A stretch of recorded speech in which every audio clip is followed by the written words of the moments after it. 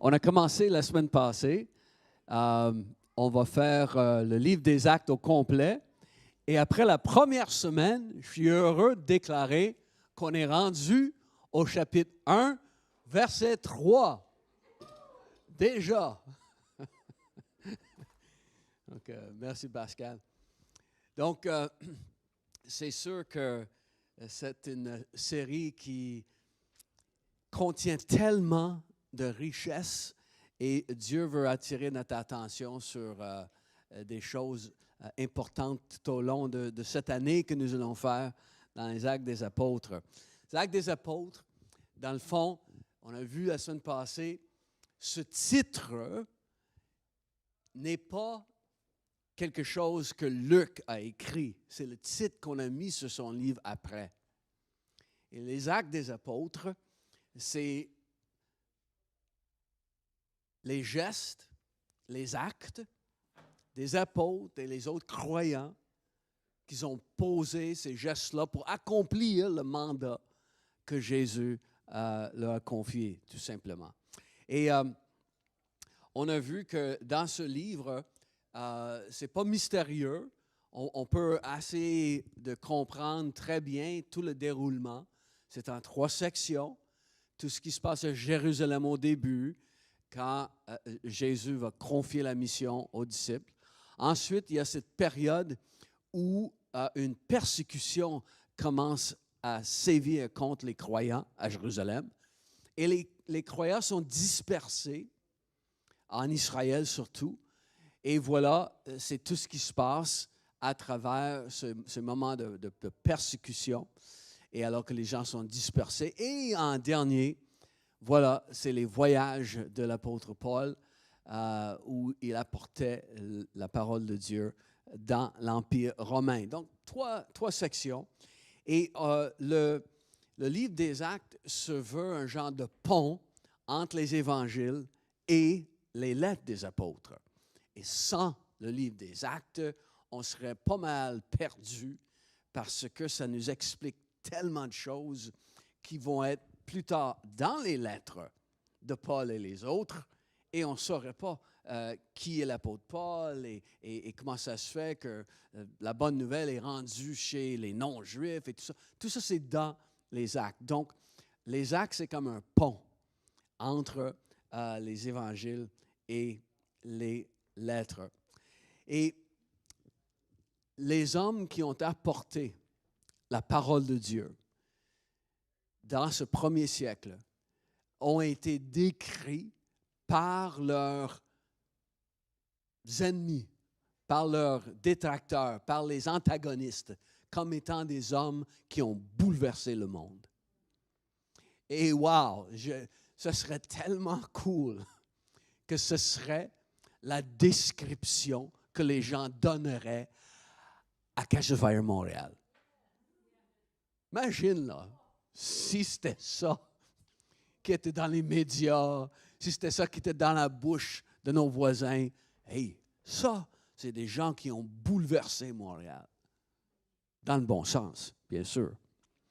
Et non seulement ils ont bouleversé leur ville de Jérusalem, mais à partir de cet endroit, ils ont bouleversé tout ce qui était dans l'Empire romain. Donc, je vous invite à ouvrir avec moi dans les Actes au chapitre 1 et on va lire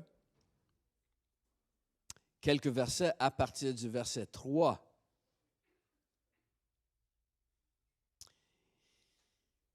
Et ici, c'est le docteur Luc, le bien-aimé médecin, qui explique que Jésus a donné ses instructions par le Saint-Esprit à ceux qui avaient choisi. Et au verset 3, après avoir souffert, Jésus se présenta à eux vivant et leur en donna de nombreuses preuves. Pendant 40 jours, il se montra à eux et parla de ce qui concerne le royaume de Dieu.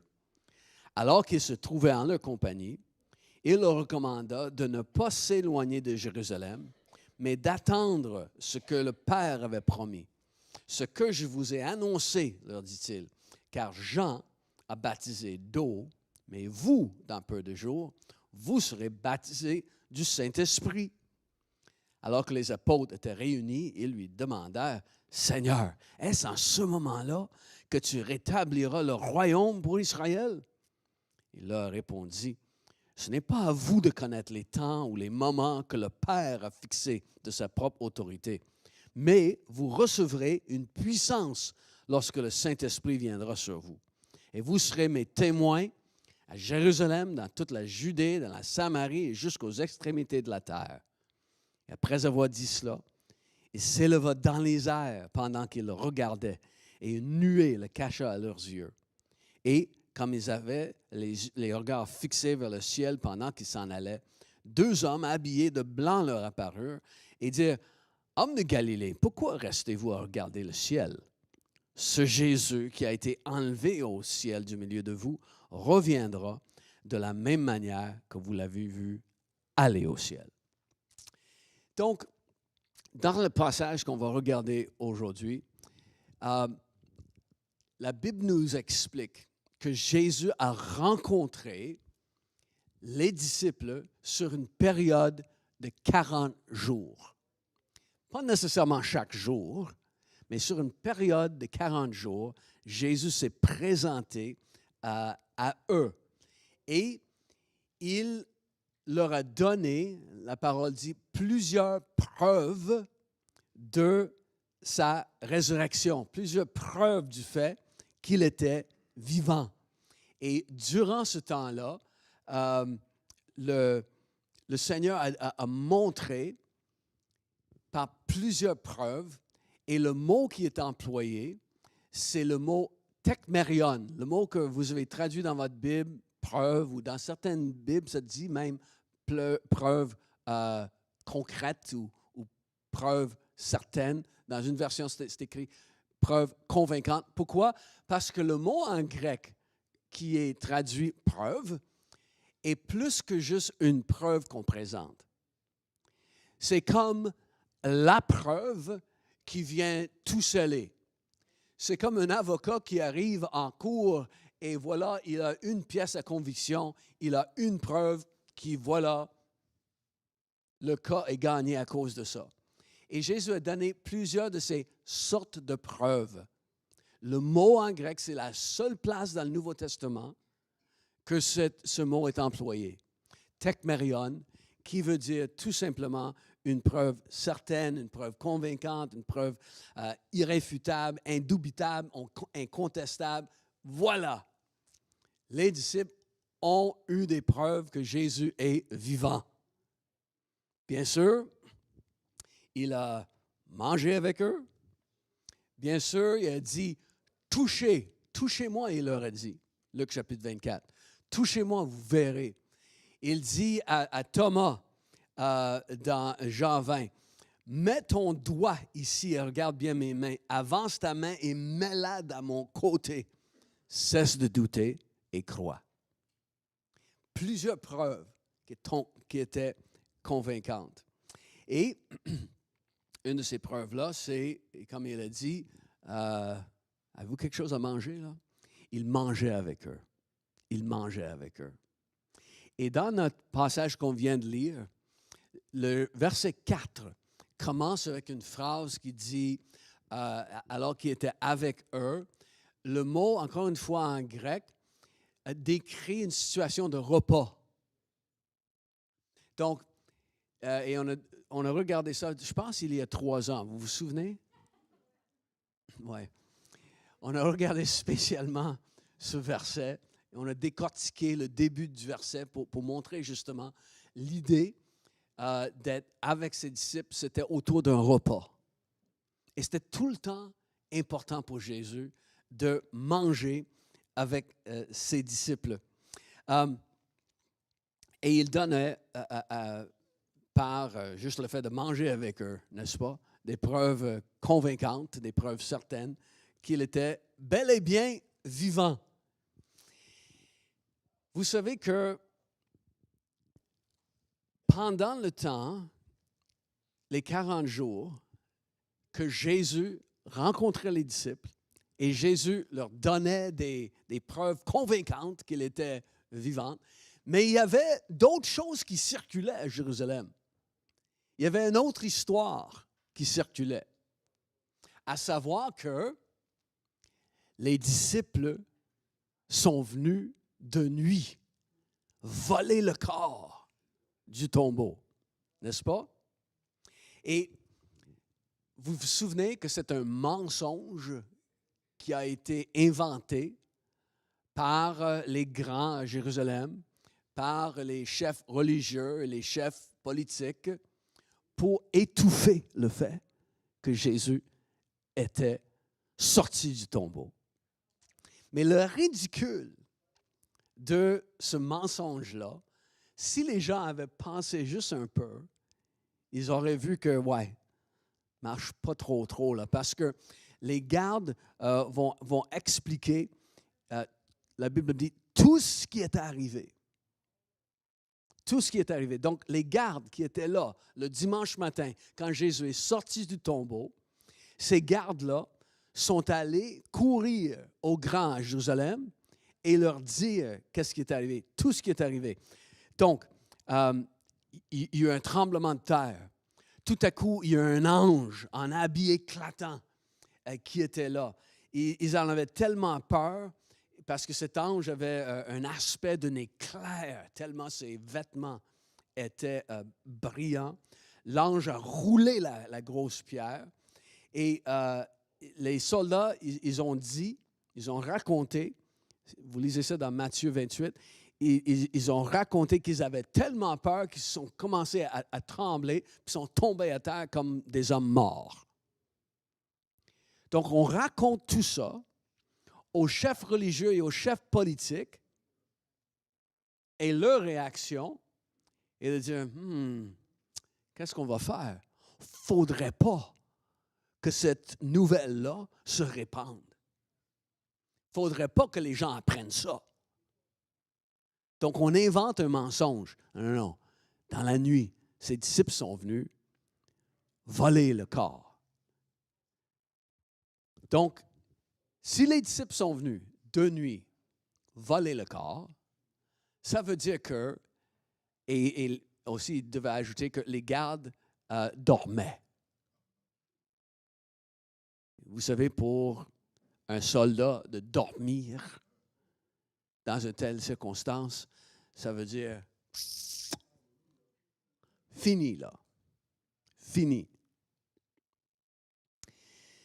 Les gardes étaient endormis. Imagine tout le bruit que dérouler une grosse pierre devant un sépulcre aurait produit. Et les gardes vont dormir quand même.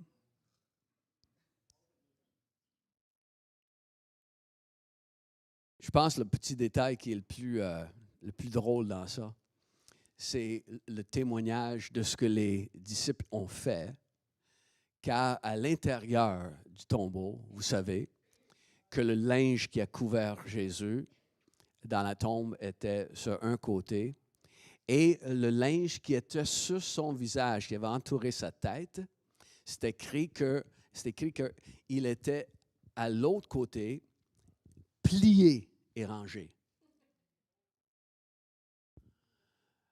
Donc, imaginez la scène, là. Là, c'est le bande dessinée, là, commençait à rouler, là. Donc, les disciples sont dans le tombeau, là. Ils prennent le corps de Jésus, et si on va prendre son corps, mais pourquoi pas enlever le linge qui l'entoure pour le sortir de là tout nu? Logique. Donc, on enlève le linge, et là, on va sortir le corps, là. On ne sait pas, c'est 2, 3, 4. OK. Là, ils sortent avec le corps du tombeau. Puis, les gardes, là, dorment. Ils s'en vont avec le corps. Puis là, tout à coup, attendez. Où tu t'en vas, Mathieu? Non, attends. J'ai oublié de plier le linge. Il n'y a pas grand voleur qui va faire le ménage chez vous après avoir passé. Hein? Donc, c'est tellement ridicule. Et les grands prêtres, avec les principaux de la ville, se sont réunis et ont concocté ce plan de répandre du fake news. En pleine connaissance de cause, hein, ils ont acheté le silence des gardes et ils ont répandu ce mensonge-là. Ils savaient que c'était un mensonge. Ils savaient. Les gardes leur avaient dit, voici ce qu'on a vu, voici ce qui est arrivé. Les grands savaient que c'était un mensonge. Ils ont décidé que c'est ça qu'ils voulaient répandre comme nouvelle.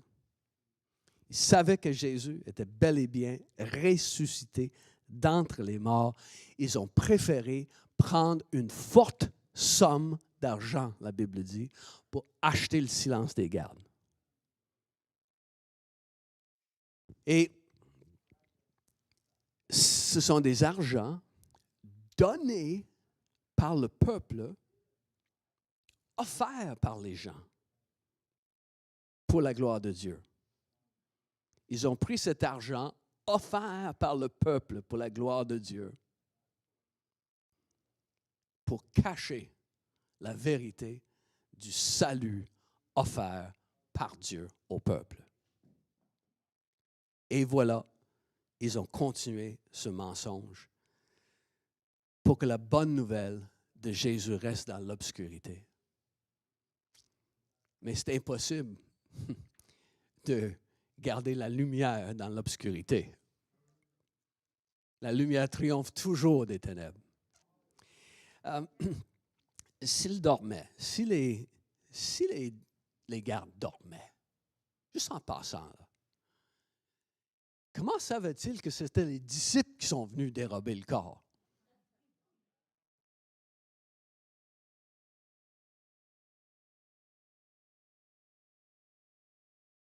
Le monde, les autorités dans ce monde ne choisissent pas toujours la foi.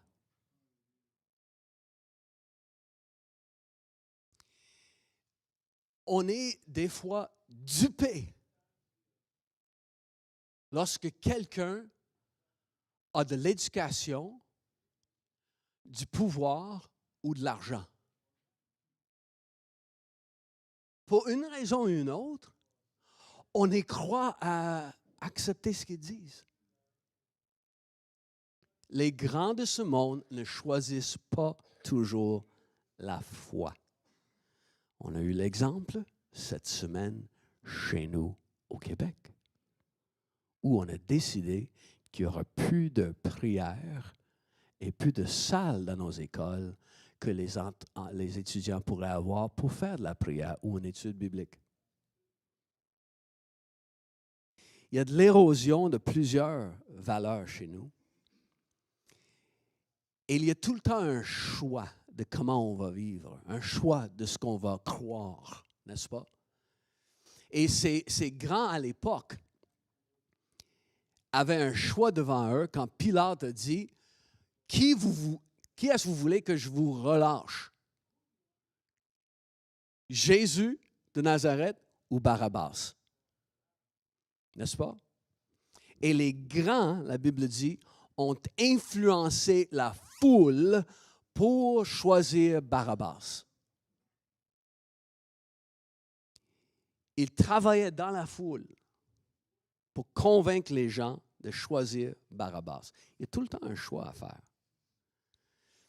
Et faites attention de ne pas suivre la foule juste parce que la foule suit quelque chose. Qui a influencé la foule?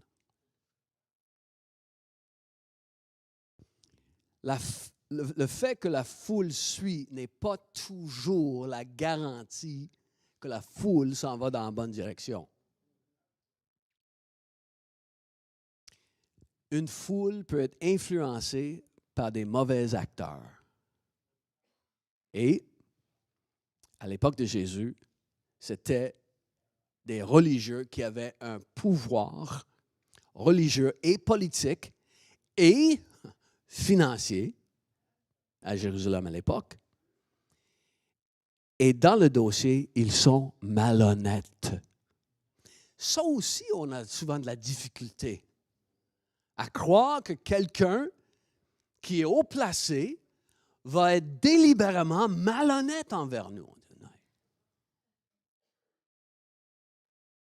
Parce qu'on veut croire.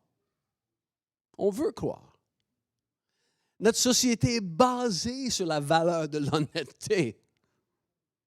Et donc, des fois, on a un peu de difficulté. Mais le fait que les grands croient quelque chose et font la promotion de quelque chose n'est pas la garantie de la vertu de leur position. Et cette semaine, un rapport a été révélé, qui a été publié le 8 mars, mais qui a vu les médias juste cette semaine. Ils ont publié ceci le 8 mars, un comité qui sort de la Commission internationale des juristes, décrit comme une organisation non gouvernementale internationale de défense des droits de l'homme, qui a été créée en 1952. La commission est composée d'un groupe permanent de 60 éminents juristes, magistrats et avocats.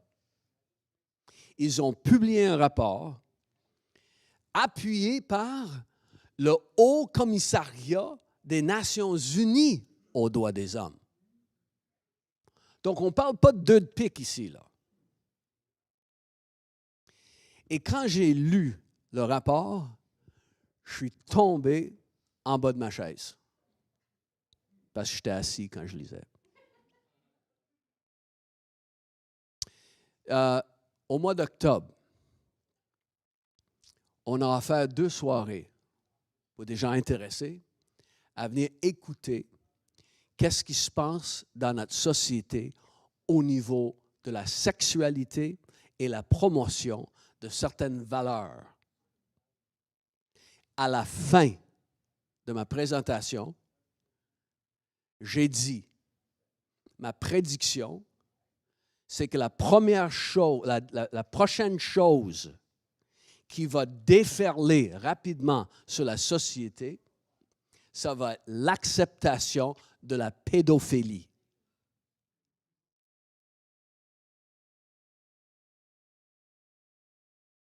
Où des gens vont vouloir des relations sexuelles avec des mineurs. Et à dire ça, même si je dis ça aujourd'hui, c'est comme, ouais, hey, on est loin là, d'une vague qui va déferler sur la société.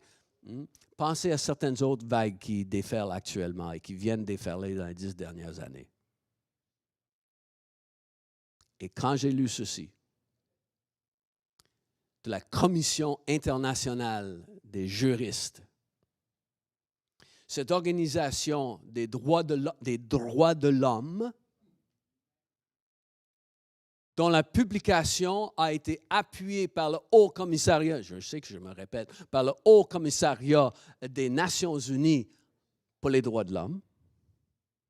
Et je ne suis pas en train de dire que tout le monde qui travaille aux Nations unies, c'est des mauvaises personnes. Pas ça, là. Mais, à l'époque de Jésus, il y avait des pharisiens qui ne voulaient même pas que Jésus soit crucifié, là. Pas tous les pharisiens, c'était des mauvais acteurs, mais il y avait assez de mauvais acteurs que... Et il y a des mauvais acteurs dans les hautes sphères de la société qui font promotion de choses dont on devrait avoir beaucoup, beaucoup peur.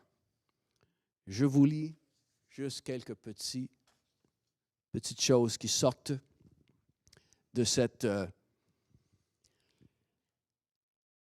rapport. vous savez, c'est la même chose que les gouvernements font. Lorsqu'on veut passer une loi, on va l'englober avec 100 autres lois et il y a une chose qui est comme cachée parmi toutes les autres. Donc, on passe le projet de loi. Il y a beaucoup de choses dans le projet de loi, c'est super. Mais en acceptant le projet de loi, cette autre affaire qui s'est glissée est là. Donc, l'idée derrière ce rapport, c'est important, cette idée, et c'est noble, certaines affaires, dans certaines choses. C'est tout par rapport aux droits de l'homme et à décriminaliser certaines activités qui ont une connotation sexuelle dans des contextes de pauvreté, de précarité domiciliaire. Et c'est d'avoir, dans le titre, une approche selon les droits de l'homme pour toute loi pénale, pour toute loi criminelle en rapport avec la sexualité. Et voici le principe 16, à la page 22 de le rapport, dit que tout comportement sexuel qui est consensuel, peu importe le type de l'activité sexuelle, ne doit jamais être un crime. Pourquoi on est capable de faire ça? C'est parce que dans certains pays, certaines activités sexuelles, dont l'homosexualité, c'est un crime. Ça existe encore. Donc, pour contrer ce genre de choses, on va inclure autre chose, comme avoir des relations sexuelles avec des mineurs.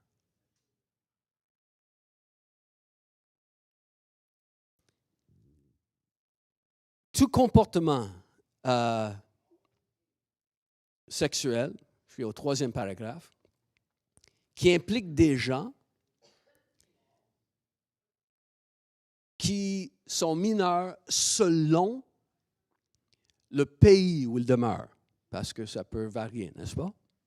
Donc, tout comportement sexuel qui implique des gens qui sont mineurs selon leur pays, donc l'âge minimum de consentir au sexe, peut être un comportement qui est consensuel dans les faits, si même il ne l'est pas par la loi. Traduction?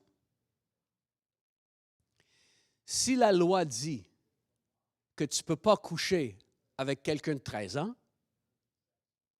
et on ne peut pas dire que c'est consensuel parce que la personne a 13 ans, dans les faits, ça peut être consensuel, ils sont en train de dire. La personne de 13 ans peut très bien consentir et dire, mais oui, c'est ce que je voulais avoir une relation sexuelle avec cette personne.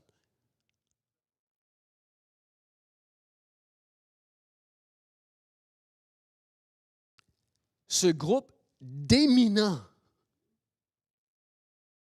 juges, magistrats et avocats recommande ceci aux Nations unies, que ça ne devrait jamais être un crime d'avoir des relations sexuelles avec un mineur, si le mineur est d'accord. Et on le sait tous, est-ce qu'un mineur est capable de bien raisonner dans toutes les situations où il y a peut-être une peur parce qu'il devient la proie d'une proxénète, la coercion quelconque, ou peut-être cet enfant de 14 ans est tombé en amour avec ce gars de 25 ans, puis il a de l'influence pour passer aux actes sexuels.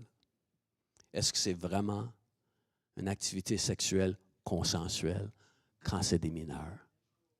Ici, on est en train de dire, faut pas, nulle part, aucun pays dans le monde, c'est la recommandation pour le monde de ne plus jamais criminaliser de telles choses. Pas le fun, hein? Juste parce que quelqu'un a de l'éducation, a une tête, ne veut pas dire que la personne n'est pas dans une façon de créer un mensonge ou ne sait même pas qu'il est influencé par des forces démoniaques. Ne sait même pas. 2 Chroniques, chapitre 18, on l'a regardé il y a 3 semaines. Un esprit mensonger est venu dans la bouche des grands. On a tous dit la même chose.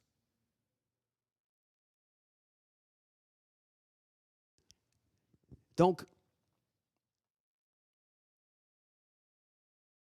des fois, les gens sont malhonnêtes. Des fois, ils ne savent pas qu'ils sont influencés par des puissances maléfiques. Mais nous, en tant que chrétiens, dans ce que Jésus nous donne à faire, il ne faut pas qu'on écoute les foleries au sujet de la résurrection de Jésus.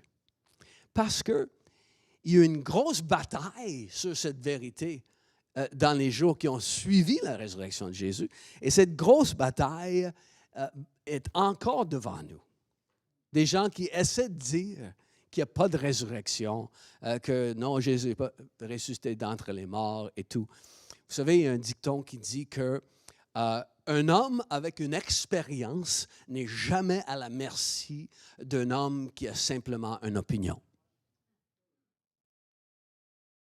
Essaie de dire aux disciples qui ont vu Jésus, qui ont mangé avec, qui l'ont touché, qu'il n'y a pas de résurrection d'entre les morts. Les gens peuvent avoir toutes sortes d'opinions, toutes sortes d'arguments, toutes sortes de mensonges même, mais on ne va pas les convaincre.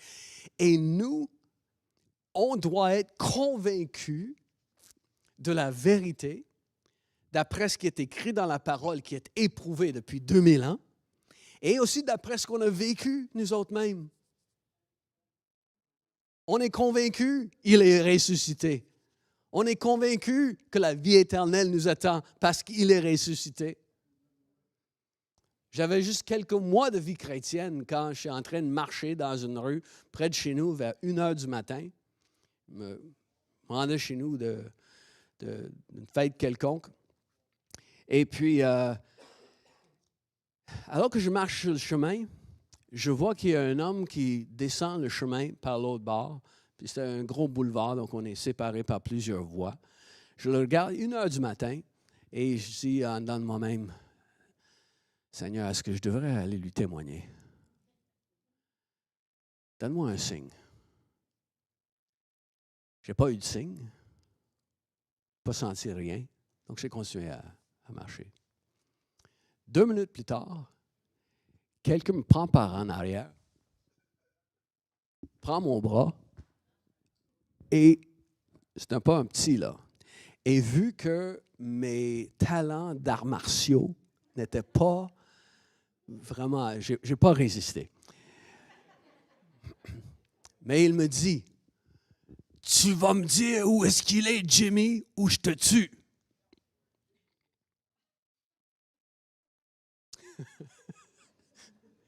Et à l'époque, je ne connaissais pas Jimmy. Et j'ai dit, je ne connais pas Jimmy, je ne sais pas où il est. Je vais te tuer. Je ne connais pas Jimmy, mais je connais quelqu'un de plus important que tu devrais connaître.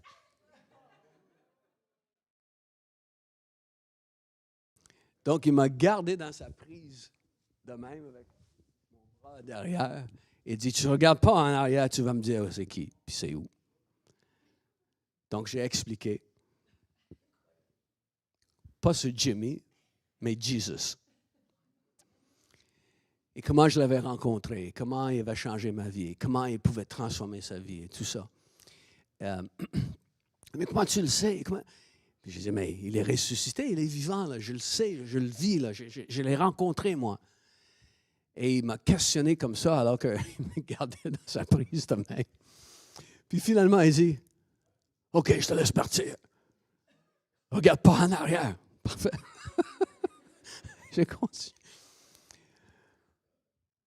Mais on le sait, pourquoi? Parce qu'on a vécu quelque chose avec Jésus, nous. On le sait, là. Pas juste des paroles sur un texte qui a été écrit 2000 ans. Chacun de nous, on a vécu quelque chose avec Jésus vivant. On sait qu'il est ressuscité. Et donc, jusqu'à nos jours, on est convaincus de ça. Les disciples ont eu des preuves convaincantes alors qu'ils étaient vivants en chair et en os. Et nous, on l'a de par le Saint-Esprit, de par les choses qu'il nous fait vivre. Et malgré le fait que des gens travaillaient si fort pour répandre un mensonge, mais les disciples recevaient des preuves convaincantes. Et peu importe ce qui se passe dans notre société, peu importe les mensonges, peu importe les campagnes d'essayer de diminuer la foi, on peut recevoir encore des preuves certaines, convaincantes, irréfutables, qui nous font du bien à l'intérieur. Jusqu'à nos jours, cette bataille fait rage. Et on essaie de dire que Jésus n'est pas ressuscité. Que Jésus est encore là. Mais oui, mais oui.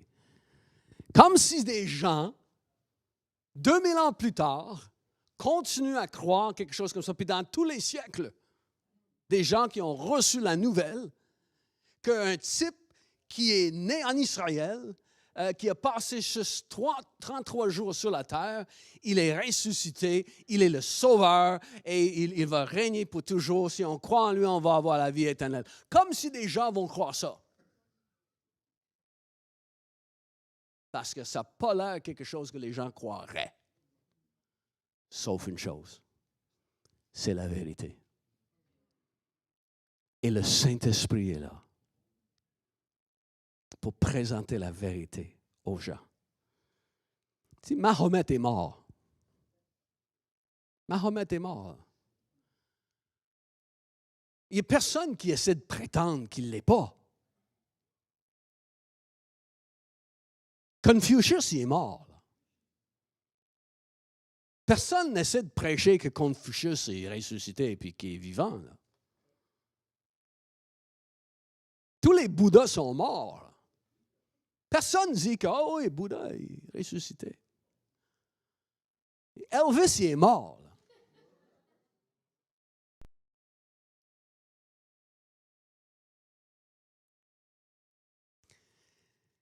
Ça fait 2000 ans qu'on proclame, haut et fort, que Jésus est vivant. Parce qu'il l'est, et les gens le croient, parce que le Saint-Esprit prend cette vérité et la rend vivante dans le cœur des gens qui écoutent. Donc Jésus, il donnait plusieurs preuves convaincantes. Et il leur parlait du royaume de Dieu. Ça devait être fascinant. La Bible dit qu'un jour, il prenait un repas avec eux. C'était tout le temps important pour Jésus de manger avec ses disciples. Hein? C'était comme la camaraderie, c'était la fraternisation. C'était autour d'un repas. Il a dit bien des choses importantes à ses disciples. Et ce jour-là, il y avait quelque chose d'important à dire. Il y avait le fait que maintenant, restez à Jérusalem, vous allez être baptisés du Saint-Esprit. Il y avait quelque chose d'important à leur annoncer. Et tout de suite, quand il parle de ça, la réaction des disciples était quoi? Vous vous souvenez? C'était quoi la réaction des disciples quand Jésus dit ça? Seigneur, est-ce en ce temps-ci, est-ce que c'est en ce temps-là que tu vas rétablir le royaume d'Israël? C'était ça. Là. Et Jésus répond, ce n'est pas à vous de connaître les temps et les saisons qui sont établis, qui sont fixés par le Père. Mais, vous recevrez une puissance lorsque le Saint-Esprit viendra sur vous et vous serez mes témoins à Jérusalem, dans la Judée, dans toute la Judée, dans la Samarie et jusqu'aux extrémités de la terre. N'est-ce pas? Je vais terminer avec cette pensée.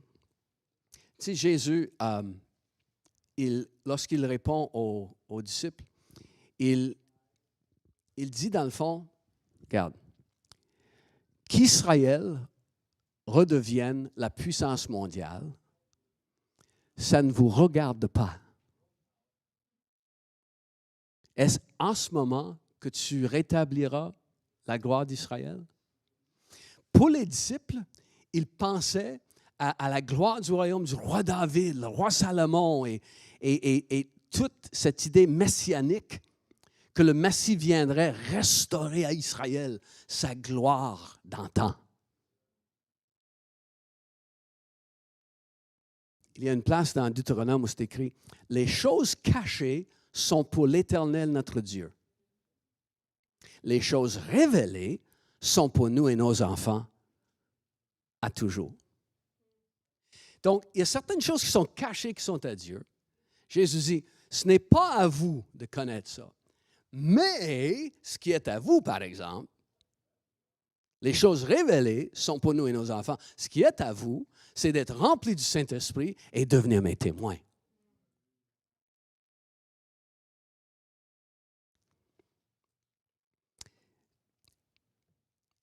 Si les disciples sont influencés par, je dirais, un désir souverainiste. Parce que ça fait longtemps là, qu'ils vivent sous la domination de puissances étrangères. Les Assyriens, les Babyloniens, les Perses, les Grecs. Et finalement, comme on a vu, c'est maintenant les Romains qui dominent sur eux. Et ce désir de ne plus être dominé, ce n'est pas seulement en Gaule que les gens résistent à cela. Non. Les gens sont fatigués de se faire dire par des gens qui sont sur le Sénat de Rome comment les choses vont se passer dans leur pays. Et ils ne veulent plus cela. En plus, ils ont à chaque jour un souvenir visuel de la domination étrangère parce qu'il y a des soldats qu'ils voient partout autour d'eux. Et des soldats qui peuvent imposer toutes sortes de contraintes dans leur vie de tous les jours. À l'époque du Nouveau Testament, le César Auguste comptait 250 000 soldats qui étaient éparpillés dans l'Empire. 250 000. 250 000 soldats dans l'Empire romain qui gardaient la paix un peu partout. Et vous savez, ça en fait des salaires. Les salaires viennent d'où? Des taxes. Donc, on levait des taxes, on levait des impôts, on perçait des impôts, on levait des taxes partout dans l'Empire. Et c'est pour ça qu'un gars comme Matthieu, l'apôtre, Zachée, c'était des collecteurs de taxes. Et les collecteurs de taxes étaient méprisés, même détestés par le concitoyen en Israël. Pourquoi? Parce qu'ils étaient comme des fonctionnaires de l'État romain et des alliés des Romains, et ça prenait l'argent. Et voilà, il fallait payer le salaire de tout ce beau monde-là. Il fallait payer les salaires pour construire les routes romaines. Et donc, c'est pas surprenant que les disciples, même à ce moment-là, ont encore dans leur idée, bon, mais est-ce qu'on va finalement là, renverser les Romains? Et ils savaient que Jésus avait la puissance pour finalement renverser les Romains. Ils viennent triompher de la mort. C'est peut-être le moment de triompher des Romains aussi, là. Est-ce en ce moment-ci que tu vas rétablir le royaume pour Israël? Non. Ce n'est pas à vous de savoir ça. Quand est-ce que ça va arriver? Quand est-ce qu'un royaume physique va dominer en mon nom? Mais ce qui sera à vous, vous serez mes témoins. Le livre des Actes, c'est tout par rapport à des hommes et des femmes qui sont témoins de Jésus, témoins de qui il est, témoins de ce qu'il a fait, témoins de ses promesses, des gens qui parlent en son nom, des gens qui déclarent qui il est. C'est tout par rapport à ça. Regardez, juste avant qu'on prie, juste dans les 10 premiers chapitres des Actes, on ne va pas lire les 10 premiers chapitres tout de suite, là. Mais dans les 10 premiers chapitres des Actes, il y a au moins 25 références directes à Jésus ou ce qu'il a fait. On va lire juste rapidement. Ça, c'est des déclarations qui sont faites sur lui. Il est, chapitre 1, 21, le Seigneur Jésus, chapitre 2. Jésus de Nazareth, cet homme à qui Dieu a rendu témoignage devant vous par les miracles, les prodiges et les signes qu'il a opérés par lui au milieu de vous. Une autre place. Cet homme, livré selon le dessein arrêté et selon la prescience de Dieu. Une autre place. Dieu l'a ressuscité en le délivrant des liens de la mort parce qu'il n'était pas possible qu'il soit retenu par elle. Ce Jésus que Dieu a ressuscité, élevé à la droite de Dieu, il a reçu du Père le Saint-Esprit qui avait été promis et il l'a déversé comme vous voyez et vous l'entendez. Dieu a fait Seigneur et Messie ce Jésus que vous avez crucifié. Il est celui qui est saint et juste. Il est l'auteur de la vie. Il doit demeurer au ciel jusqu'au jour où l'univers entier sera restauré. Il a été envoyé pour vous bénir en détournant chacun de vous de ses mauvaises actions. J'aimerais que le Québec saisisse cette vérité. C'est une bénédiction de Dieu que d'être détourné de nos mauvaises actions. Il est venu vous bénir en détournant chacun de vous de ses mauvaises actions. C'est par le nom de Jésus de Nazareth que le paralysé se présente en pleine santé. Il est la pierre angulaire rejetée par les constructeurs. Il n'y a de salut en aucun autre, car il n'y a sous le ciel aucun autre nom qui a été donné par lequel nous devons être sauvés. Le Dieu de nos ancêtres a ressuscité Jésus. Dieu l'a élevé à sa droite comme prince et sauveur. Jésus est le Messie. Jésus, le Fils de l'homme, il se tient debout à la droite de Dieu. Jésus est le Fils de Dieu. Jésus-Christ guérit. Jésus est le Seigneur de tous. Jésus a été oint du Saint-Esprit et de puissance. Il allait de lieu en lieu en faisant le bien et en guérissant tous ceux qui étaient sous la domination du diable. Dieu l'a ressuscité, lui a donné le pouvoir de se montrer vivant. Et Dieu l'a désigné juge des vivants et des morts. Tous les prophètes ont parlé de lui. Et toute personne qui croit en lui reçoit par son nom le pardon des péchés. Tout ça juste dans les 10 premiers chapitres. Tout était par rapport à Jésus. Levons-nous ensemble.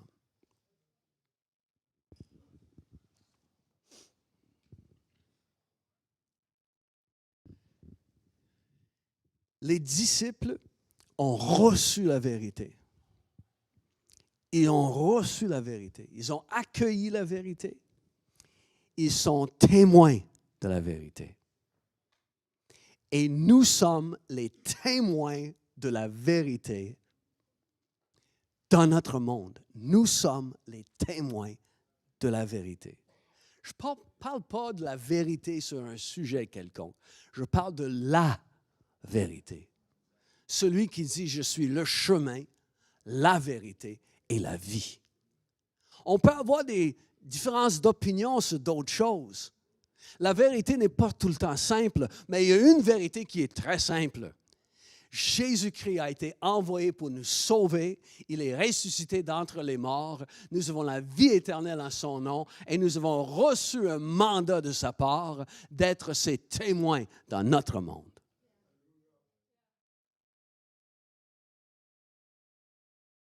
Témoins de son œuvre, témoins de sa merveille, comme Marcia a prié tantôt, témoins de son triomphe sur la mort et l'enfer, et témoin de l'offre qu'il fait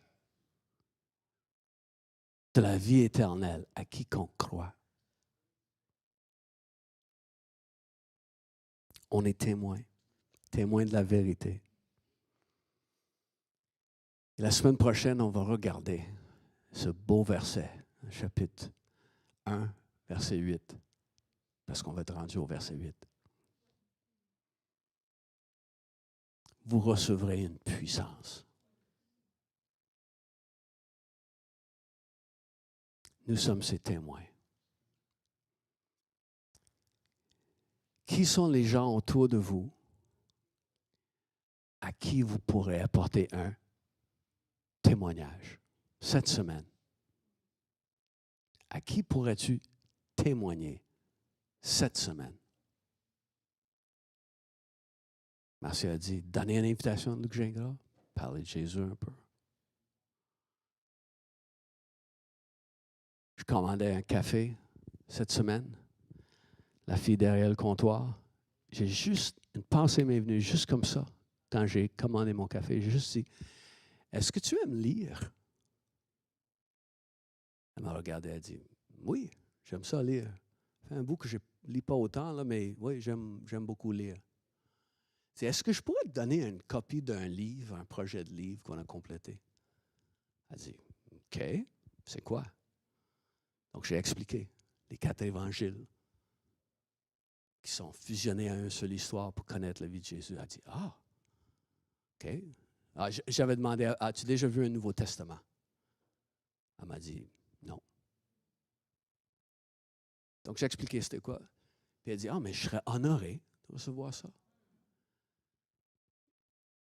À qui pourrais-tu parler cette semaine? Parce que vous êtes ses témoins. Come on, vous êtes ses témoins. On est la gang autour de lui sur la colline. Il nous parle. On va prier.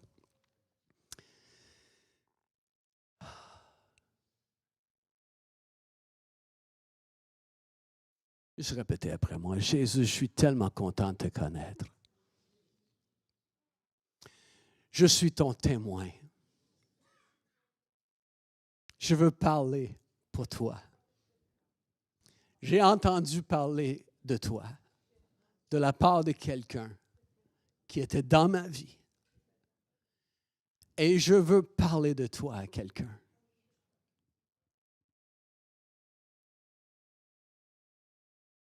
Et parlons-lui ensemble, comme un corps ensemble. Seigneur Jésus, nous sommes tes témoins. Nous voulons être les gens qui allons bouleverser le monde.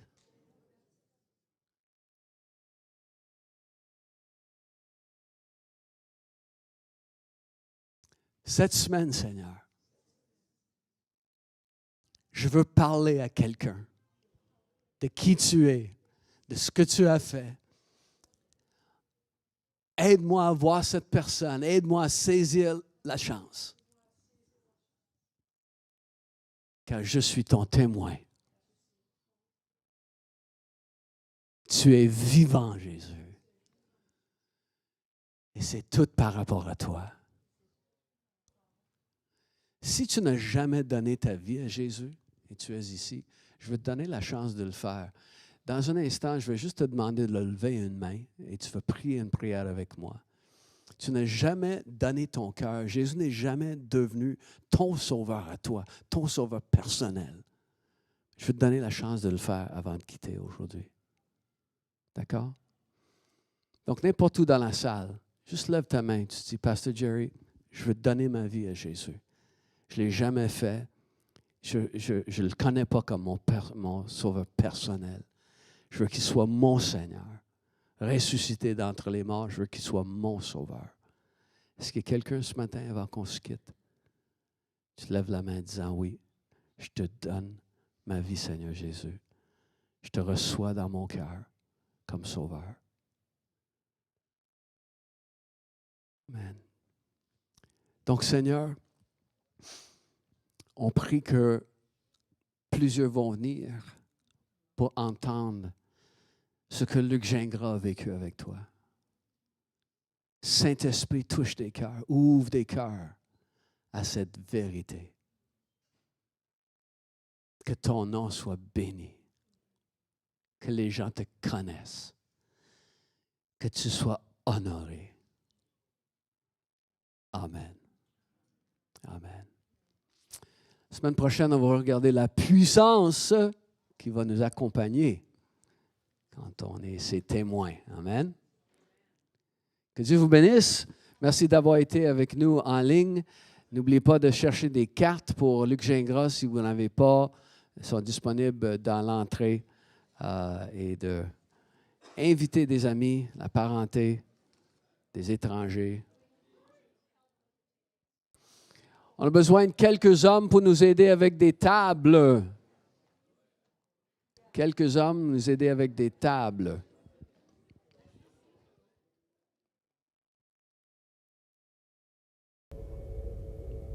Merci d'avoir été avec nous ce matin. Si vous avez des questions sur ce que vous avez entendu aujourd'hui ou simplement vous aimeriez en savoir plus sur la foi chrétienne en général ou encore sur qui on est en tant qu'Église, n'hésitez pas à nous envoyer un courriel à montréal@commercial-catchdefer.com. Vous pouvez aussi nous joindre au travers de la page Facebook en nous envoyant un message privé. Si vous avez aimé le contenu de la réunion d'aujourd'hui, vous pouvez nous suivre de semaine en semaine pour rien manquer de nos réunions. Vous pouvez le faire en vous abonnant à notre chaîne YouTube ou en nous suivant sur notre page Facebook. N'hésitez surtout pas à partager avec vos amis, à commenter, à liker notre contenu. Je vous souhaite à tous une excellente semaine et on va se voir dimanche prochain. Bye tout le monde.